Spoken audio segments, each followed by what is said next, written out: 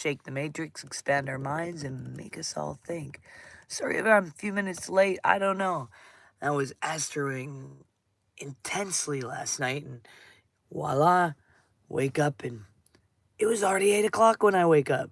And of course, the one thing I had to do is meditate because I just, I don't start my day without doing that. I got to get myself in the right headspace to even come on here and the ground because unlike some of you all, you just think you're dreaming. I'm quite aware that I'm living, and I know that I'm a traveling. So I gotta get my body grounded back here. So I always meditate before I start. All right, tomorrow I'm gonna set an alarm because sometimes I seem to just sleep in. All right, I want to talk to you guys about the do's and the do nots and all these rules and regulations and ideas we come up with. We do this all the time.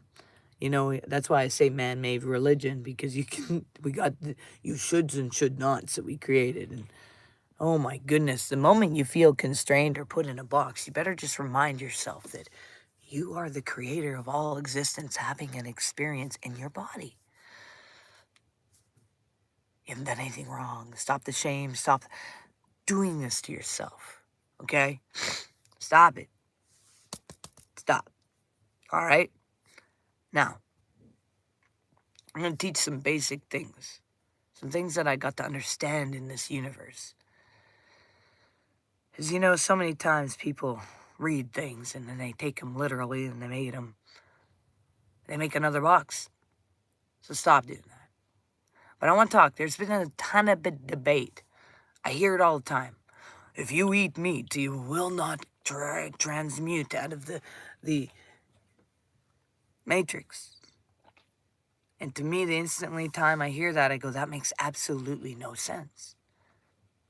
And this is why. Because everything's energy. And to me, the plant is just as alive as the cow. I talk to the trees. They talk to me. Their energy. Those trees and those plants and those gardens and the egos that get created with the idea that we must fit into a box to transmute out of assimilation. How is that even possible? Did someone forget about going from first-person player to observer, and then from observer we go to co-creator to creation? I mean, the spark of the divine. Science even shows that creation itself, the Yahweh, is having an experience in you.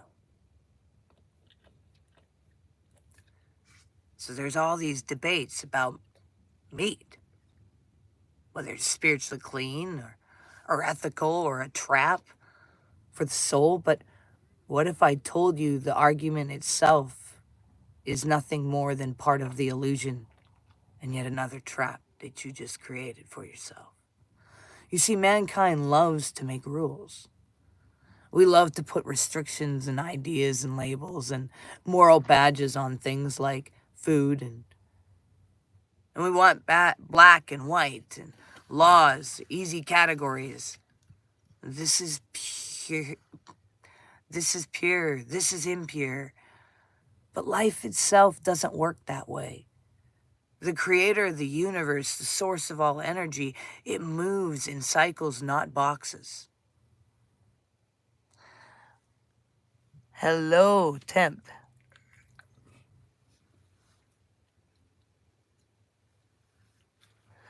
I swear I've seen you on another YouTube channel. Okay, nice trick. Nice form of trying to manipulate this conversation. Not gonna happen. I have boundaries, strong ones. You barked on the wrong tree. We do not talk about those things on this channel. Am I ashamed of plant medicine? Absolutely not. And have I had plant medicine with an adult? Yes. Anyways, See, mankind makes rules. Mankind likes to continuously make themselves trapped. We love to put restrictions and labels and moral things, don't we? Why do we do this? We enjoy creating more reasons to be trapped here. See, at the most fundamental level, everything is energy. Science, specifically quantum physics, has shown this as a fact, truth. Everything you see, touch, eat, and feel is a vibration. Therefore, one is no different than the other. You see, your table, your dog, your carrot, your chicken, they are all patterns of light, sound, and data, woven into the form by your perception.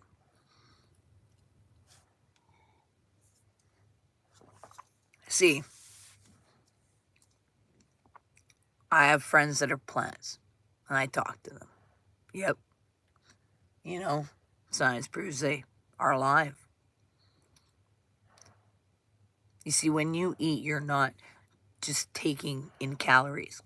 You're taking in information. You're merging your energy field with the energy of what you consume. It's an exchange of merging of codes. You know, this is where awareness matters. If you eat unconsciously, it doesn't matter if it's a celery stick or steak. You're reinforcing the same low vibration autopilot programming. If you consume with gratitude, presence, and reverence, then you elevate the exchange now, don't you? See, you're no longer a first-person player reacting to the pre-written world. You become an observer. And ultimately, from there, a co-creator within this simulation. It's all about your mindset. What you're going to, yeah, we're going to put you in a little timeout because I don't think you understand boundaries. And you can come back when you're ready. All right. Get yourself together and try that. Try a little better than that. All right.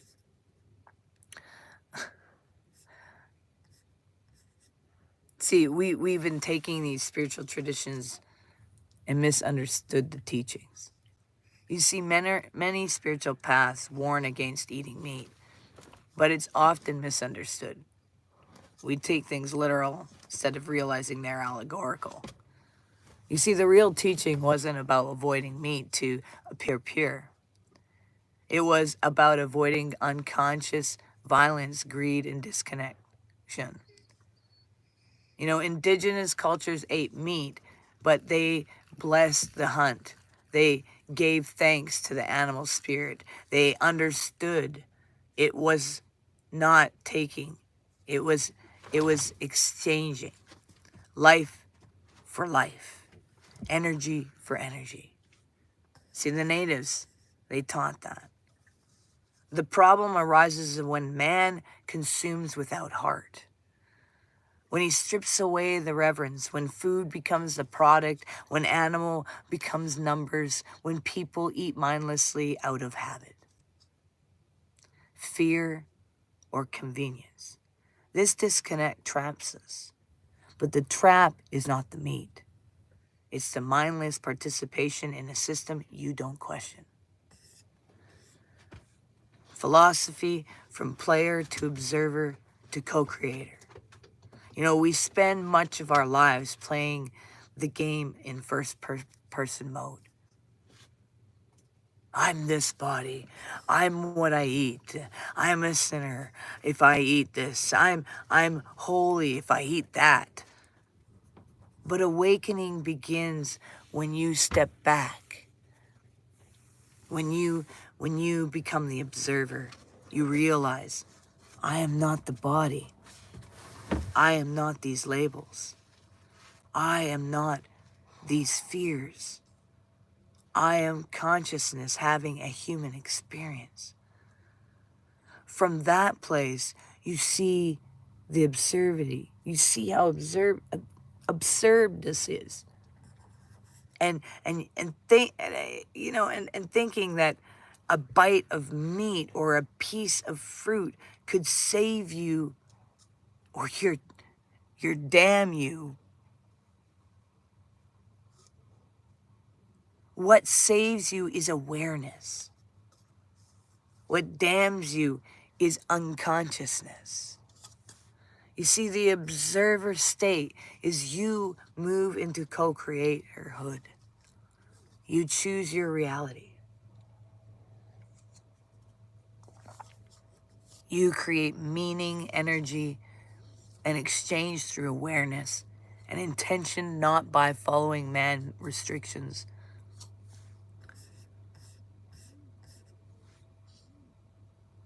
What is really written about meat? What is written both in ancient wisdom and the cosmic order is not a law against what you eat, but a law about how you eat. The message is honor what you consume. Acknowledge the life it carried. Eat with presence, not programming. Understand you are exchanging energy, not just filling a stomach. You see, this is why in sacred traditions, even bread and wine became sacred. Not because of the ingredients, but because of the conscious intention. See, the problem isn't me. The problem is forgetfulness. Forgetfulness of the spirit within the body.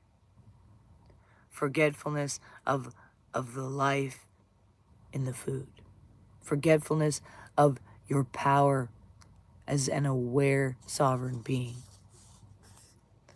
You see, the real escape from assimilation, if you want to transcend this holographic simulation, it won't come from cutting out meat or chasing external purity. It actually comes when you stop reacting, when you start observing, when you realize the illusions of control and honor your connections with everything you consume, create, and become. Move from programmed behavior to conscious participation. You see, in that moment, whether you eat a salad or steak, you're no longer trapped by the simulation because you've remembered that you are the dreamer, not the dream. Remember that. Much love, peace, and make sure you do one thing towards your dreams every single day because it brings you one step closer. Make sure you recognize you're valuable and you matter, and you're all unique puzzle pieces, a part of the ultimate puzzle of cosmos. Peace and love. We'll see you.